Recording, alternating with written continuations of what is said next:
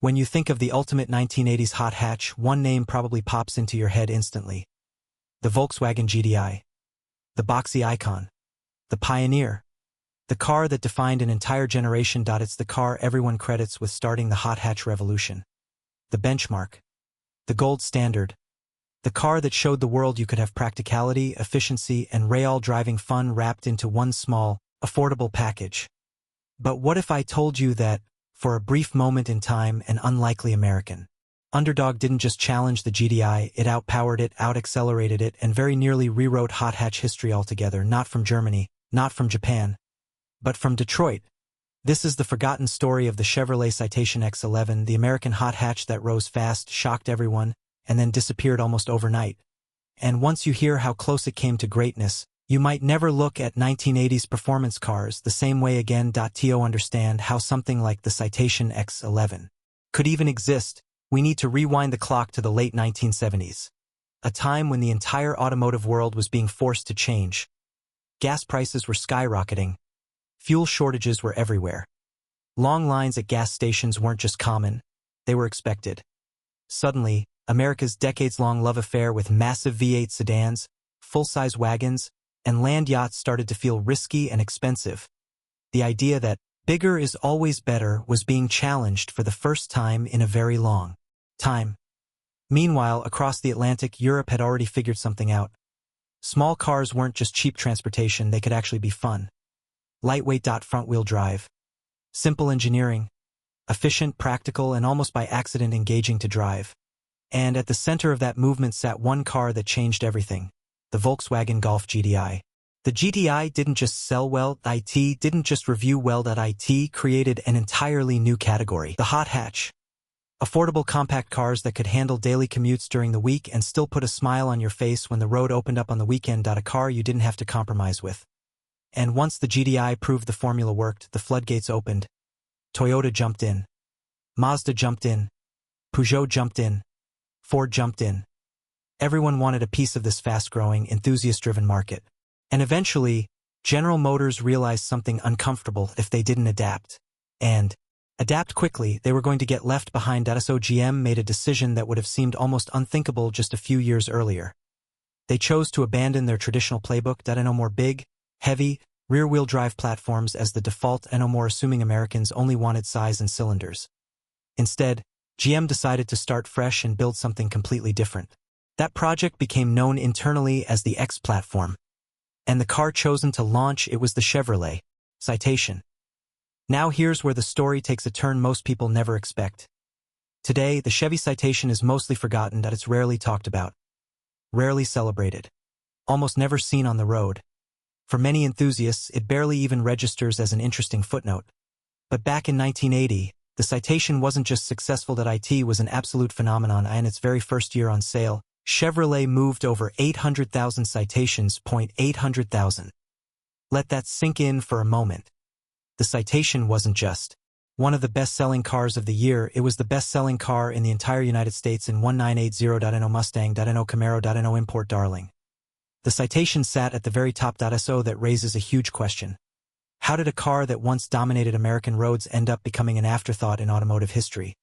And more importantly, how did one specific version of it, the X-11, come so close to dethroning the GTI? To answer that, we need to look at what the Citation actually was. The Citation was designed as a replacement for the Chevy Nova, a car that had been a staple of GM's lineup for years. But the Nova was still very much a product of old-school thinking. Rear-wheel drive. Relatively heavy. Not particularly efficient. The Citation flipped that script completely. It became Chevrolet's first front-wheel drive car in nearly 70 years.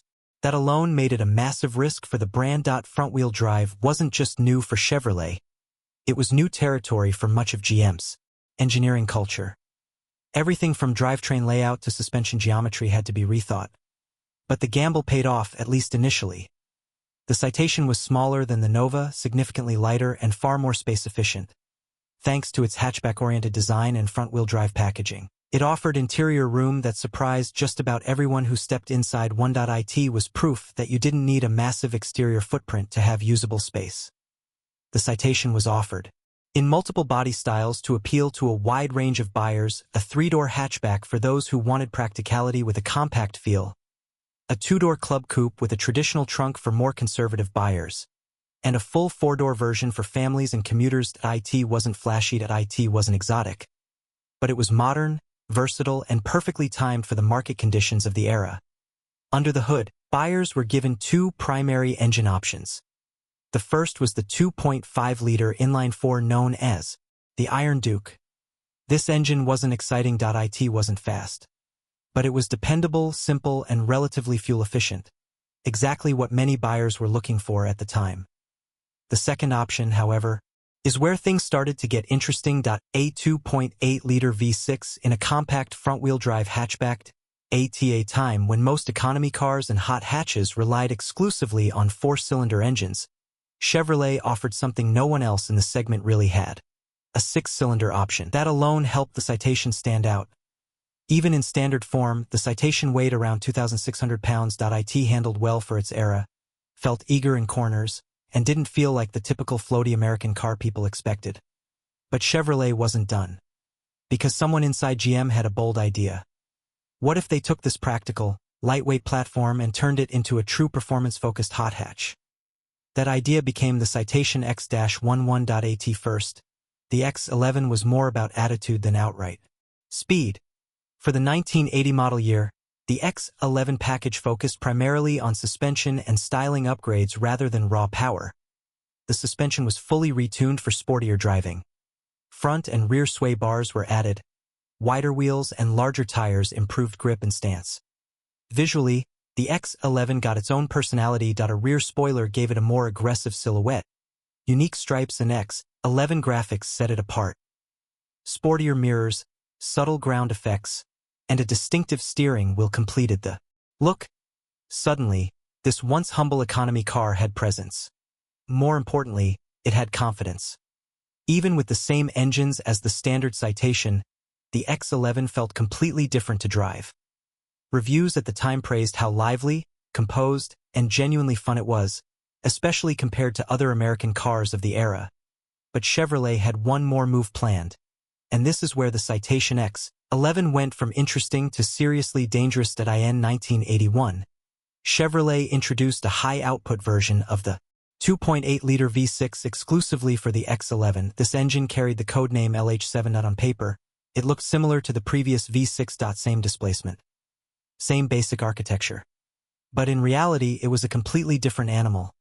Thanks to revised cylinder heads, a hotter camshaft, and improved airflow, the LH7 produced 135 horsepower and 165 pound-feet of torque. Those numbers might not raise eyebrows today. But in 1981, in a 2,600-pound front-wheel drive hatchback, that was serious performance. To put things into perspective, the Volkswagen GTI sold in the United States at the time made around 90 horsepower. That means the Citation X-11 offered nearly 50% more power on paper. And it wasn't just about peak numbers. That 165 pound-feet of torque arrived at just 2,400 RPM. You didn't need to wind it out. You didn't need perfect shifts. You didn't need racing skills. You pressed the throttle and the car surged forward. 0 to 60 times dropped to around 8.5 seconds. Quarter-mile runs fell into the low 16ths, sometimes even high 15ths with a good launch.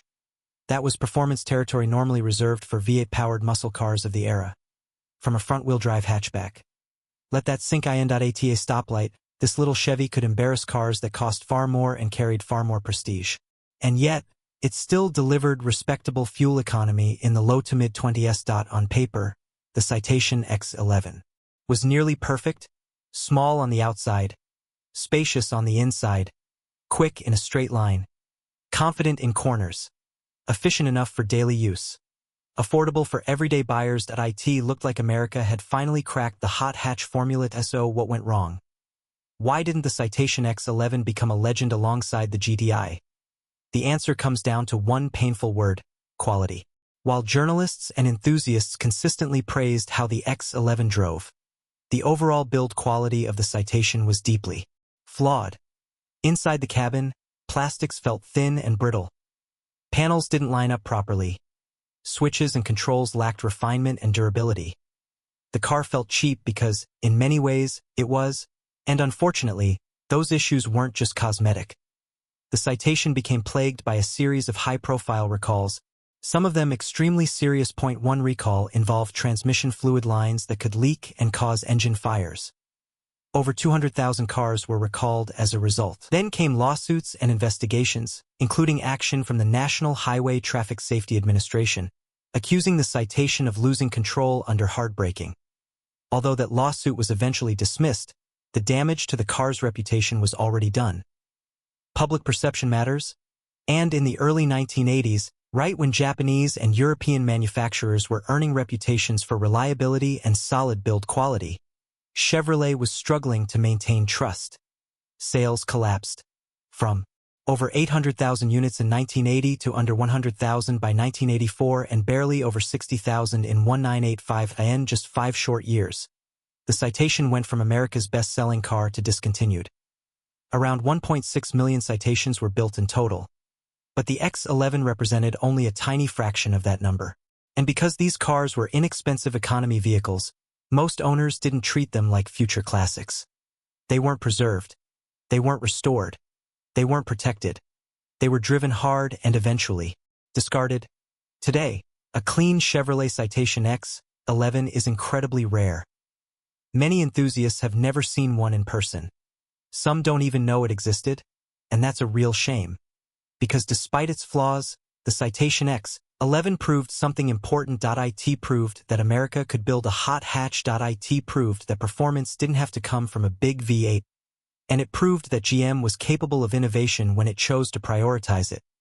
If Chevrolet had invested more in build quality, if they had refined the platform instead of rushing it, if they had truly committed to the idea, the American hot hatch story might look very different today. Instead, the segment became dominated by European and Japanese manufacturers while America largely stepped away from it. And the Citation X-11 faded quietly into obscurity. But for a brief, glorious moment, America built a hot hatch that could punch far above its weight. And almost no one remembers it. So now I want to hear from you. Have you ever seen a Citation X-11 in real life? Did someone in your family own one? Or is this the first time you've ever heard of it? Drop your thoughts and stories in the comments. I read every single one. And if you enjoy uncovering forgotten performance cars and automotive stories that history left behind, make sure you're subscribed. Because sometimes, the most interesting cars aren't the famous ones. They're the ones the world forgot.